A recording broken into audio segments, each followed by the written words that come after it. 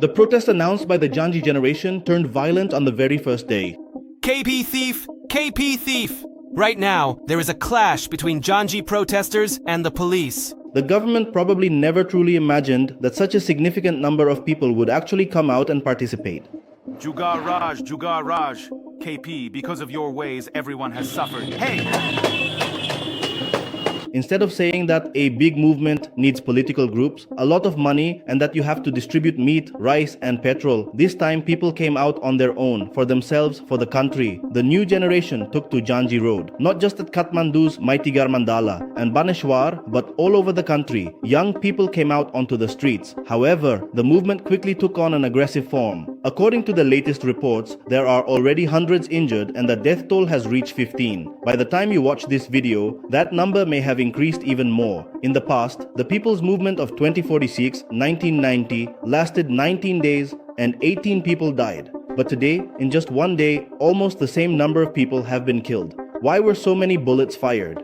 Even before social media was banned, clips and edits were going viral showing corrupt politicians' children buying expensive cars and goods abroad, while the children of ordinary people had to struggle, and how these politicians were living lavishly by looting taxpayers' money. There are still hundreds, even thousands of clips on social media exposing Nepo babies, and it was in this context that this movement was announced. The movement was declared with the slogan, "Stop Corruption." This was not organized by any political group or any other organization. The youth themselves came out for this movement. Our team was on the ground reporting all day as the movement unfolded. But early in the morning, as soon as some people broke through the barricade near Baneshwar, the shooting started behind the parliament building, and the bullets hit not only those participating in the movement, but also journalists and even people inside their homes. The situation became so chaotic that the government imposed a curfew and deployed the army. But even then, those who had come out for the movement did not care. Even while we were conducting interviews, many people had no idea what was happening where. Ambulances were constantly coming and going to take the injured away.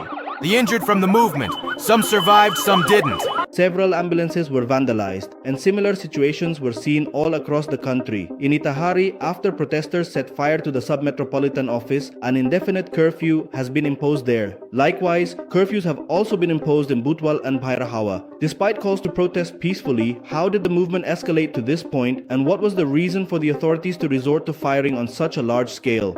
Is it necessary for people to die in every protest?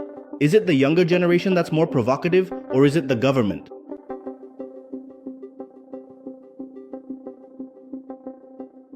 On September 8th, there was a protest and many clips went viral on social media calling everyone to come out onto the streets. There was also a lot of speculation about what would happen next. At first, there was a lot of confusion about what time to gather because it wasn't clear who was organizing or leading the protest. But from 9 in the morning, large crowds had already started gathering in the Metigar area. Initially, it seemed like a normal rally. Slogans like "No to corruption" and "Our future is not for sale" were chanted. Some people had left their colleges to join, and some even came in their college uniforms. Some were having fun, some were skating, and others were singing songs. People were expressing their dissent in various ways, but it soon became clear that far more young people were showing up than expected. The crowd kept growing, and some people broke through the barricades set up in the restricted area of Baneshwar and moved forward, leading to shoving between protesters and police. The crowd was so large that those at the back couldn't really tell what was happening at the front. After breaking through 2 layers of barricades, protesters reached right in front of the parliament building, and some even sat inside. Meanwhile, the police had already used water cannons and fired tear gas. We ourselves talked about it,